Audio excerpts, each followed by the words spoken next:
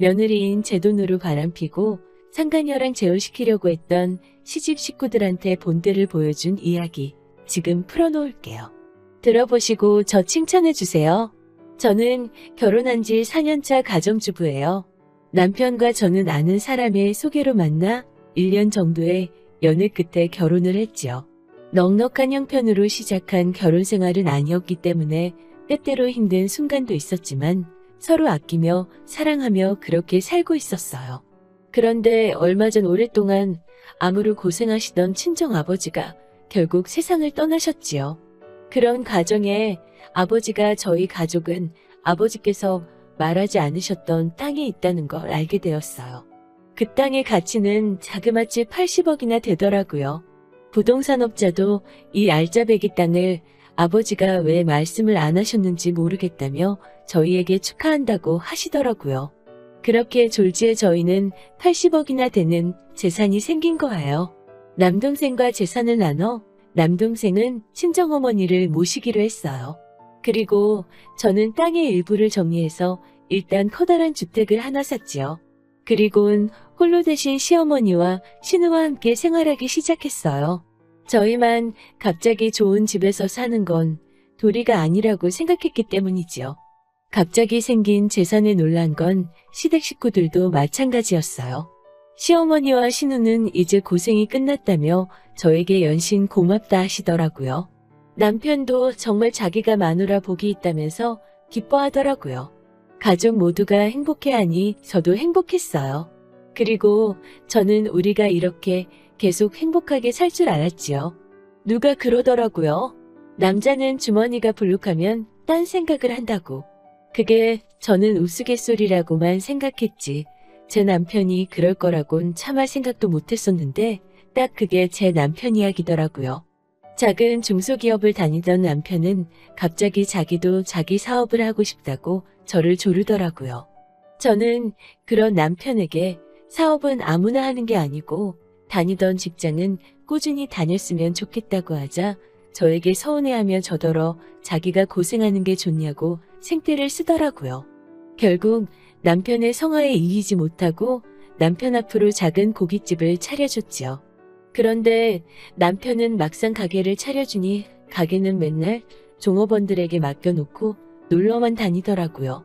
그거에 대해서 제가 뭐라고 조금이라도 하면 금세 서운해하거나 화를 내면서 아니 우리도 좀 여유 있게 살자고 말하더라고요. 하지만 적어도 제 생활은 유산을 상속받은 이후에도 달라진 건 없었어요. 여전히 시장에서 장을 보고 여전히 세일하는 옷을 사 입고 가계부를 썼지요. 헛바람이 잔뜩 들어간 남편을 보면서 답답하고 걱정도 되었지만 그래도 잠시려니 하고 웬만하면 뜻대로 하게 해주었었는데 지금 생각해보면 그게 다 헛짓거리였던 거예요. 허파에 바람이 들어간 건 남편뿐이 아니었어요. 신우 또한 유산이 무슨 마르지 않는 셈이라고 생각하는 듯이 자꾸 저에게 돈을 요구하더라고요. 처음에는 뭔가 배워보고 싶다는 등의 핑계라도 있었지요. 기술을 배워야겠다, 못다한 공부를 해야겠다는 등의 핑계로 목돈을 가져가곤 어떻게 되어가고 있냐고 물으면 언니 지금 돈 줬다고 간섭하는 거냐고 발끈하더라고요. 처음에는 제가 혹시 신우의 자존심을 건드는 건 아닌가, 지나친 관심인가 싶어서 미안한 마음도 들었지만 솔직히 계속 이런 일이 반복되니 화도 나고 주기가 싫어지더라고요. 그래도 가족끼리 돈 가지고 그러는 건 서로에게 너무 상처가 될 것 같아서 웬만하면 신우에게 맞춰주려고 노력했어요. 그러던 어느 날 신우가 갑자기 결혼을 하고 싶다고 하더라고요. 상대가 누구냐 하니 소개팅에서 만난 변호사라면서 거기서 혼수를 자그마치 3억을 요구한다고 하더라고요. 그러면서 언니가 해줄 거죠? 라고 묻는 거예요. 제가 대답도 하기 전에 시어머니가 나서서는 뭐 그런 걸 물어봐 당연히 해주겠지라고 말씀하시길래 저는 어이가 없어서 어머니 왜 제가 아가씨 혼수를 해주나요? 라고 말했죠. 그러자 시어머니는 눈을 동그랗게 뜨고는 황당하다는 듯이 그럼 너는 얘가 결혼도 못하고 혼자 살다 죽었으면 좋겠니? 라고 물으시는 거예요. 저는 어머니 그게 아니라 혼수라는 건 형편에 맞게 해야지요. 아가씨 형편에 3억은 과하지 않나요? 라고 하자 어머니는 날카로운 목소리로 너는 그러니까 지금 얘가 쥐뿔도 없는데 그런다? 이런 얘기냐며 저를 쏘아보시더라고요. 저는 어쨌든 그렇게는 못 해드린다고 했어요. 그러고는 며칠 뒤 아가씨가 온 집안을 돌아다니며 대성통곡을 하더라고요. 저 때문에 파혼했다며 자기 인생을 책임지라나요? 괜히 미안한 마음도 들고 죄책감도 느껴졌지만 어쩔 수 없더라고요.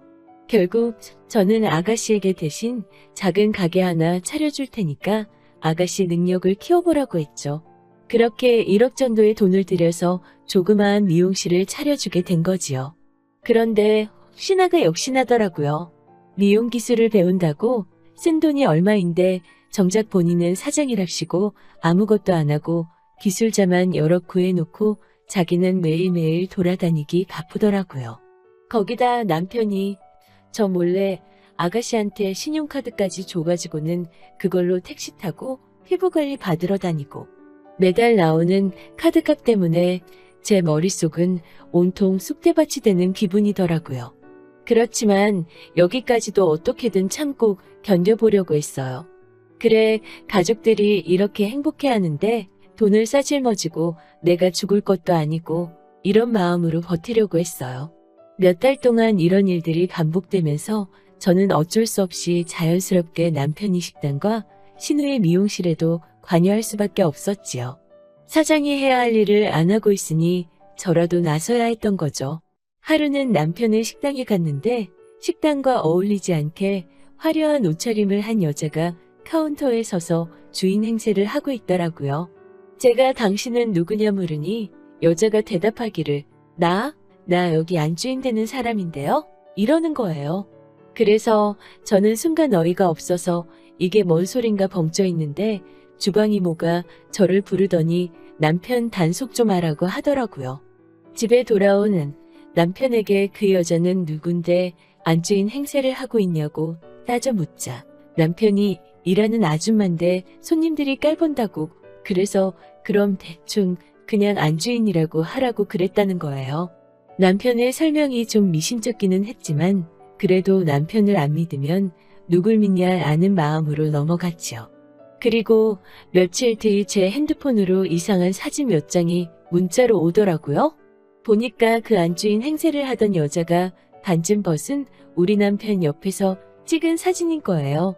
제가 누구냐 하니까 곧 알게 되겠죠라고 하더니 그날 오후에 제 남편 팔짱을 끼고 그 옆에 딱 붙어서 우리 집 현관으로 들어오고 있더라고요. 제가 어이가 없어서 남편한테 이게 무슨 상황이냐고 묻자 남편이 넌 보면 모르냐면서 저에게 나 이 여자 사랑한다며 이혼하자고 하더라고요. 저는 순간 제가 잘못 들은 줄 알고 이게 무슨 소리냐고 다시 물었죠. 그러자 시어머니가 그 여자한테 아가 내가 목이 마른데 부엌에서 물 좀 가져다다오 하시는 거예요. 보아하니 이미 시어머니도 그 여자를 알고 남편은 그 여자랑 살겠다 하고 그림이 그려지더라고요. 제가 남편한테 지금 이게 마지막 기회니까 말 똑바로 하라고 이게 무슨 상황이냐고 했죠. 그러자 남편이란 놈이 한다는 소리가 우리 부부니까 이혼하면 결혼 이후에 생긴 재산은 공평하게 나눠야 하는 거 알지? 우리 깔끔하게 재산 나누고 이혼하자 이러는 거예요. 그렇지만 저는 남편이 미심쩍인 변명을 늘어놨던 그날 비록 남편에게 더 따져묻지는 않았지만 일단은 여러 가지 가능성을 염두에 두고 있었거든요. 그중 하나가 남편이 이따위로 나오는 거였어요.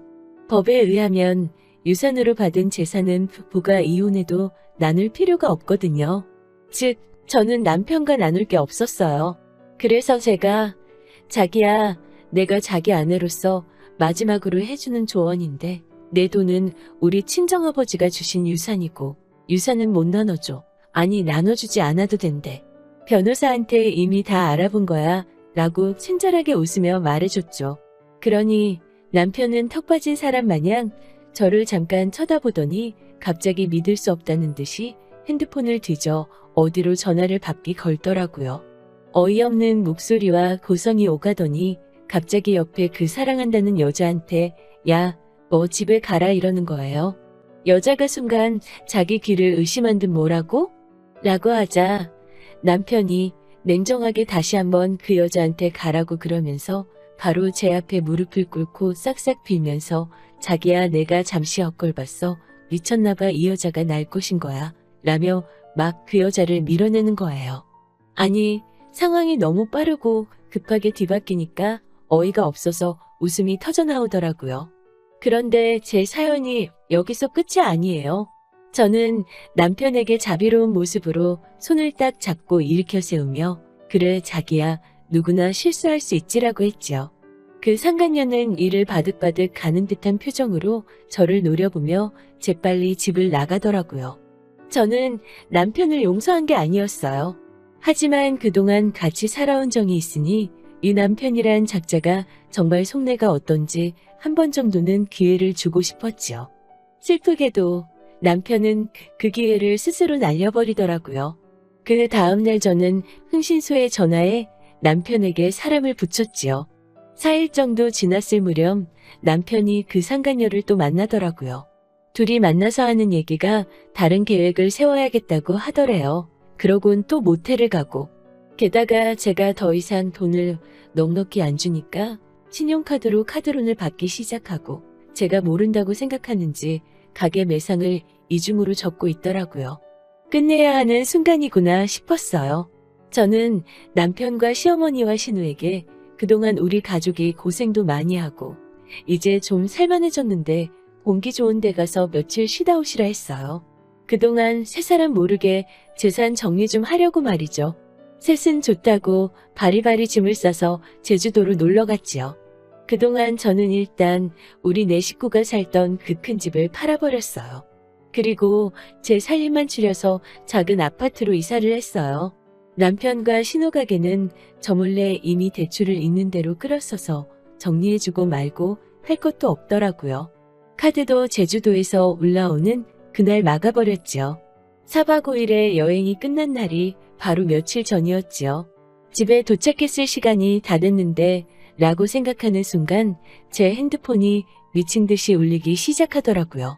저더러 어디냐며 지금 이게 무슨 상황이냐고 고래고래 소리를 지르고 아주 난리가 났더라고요. 제가 슬슬 차를 끌고 우리가 원래 살던 집으로 가자 짐가방과 함께 오도 가도 못하는 셋이 오두로 들떨며 서 있더라고요. 저는 다들 어디 찜질방을 가든 하지 왜 이러고 있냐고 그러면서 남편 손에 10만 원을 쥐어줬어요.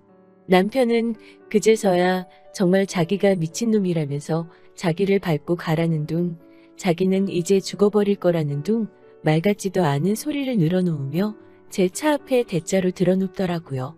성질은 확차로 밟고 가버릴까 하다가 차마 진짜로 밟고 갈 수는 없어서 그냥 후진으로 차 빼서 집으로 돌아왔네요.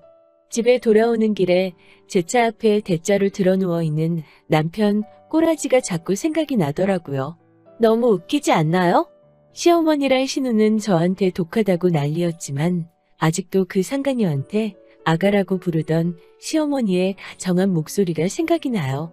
이 사연을 쓰는 지금도 계속 셋한테 번갈아 가면서 협박도 아닌 사정도 아닌 연락이 오는데 전 마음 정리 끝났어요. 이제 남편 가게로 이혼 소장 갈 거고 그럼 뭐 시간은 걸리겠지만 결국 완전히 끝날 거예요. 저 잘했죠?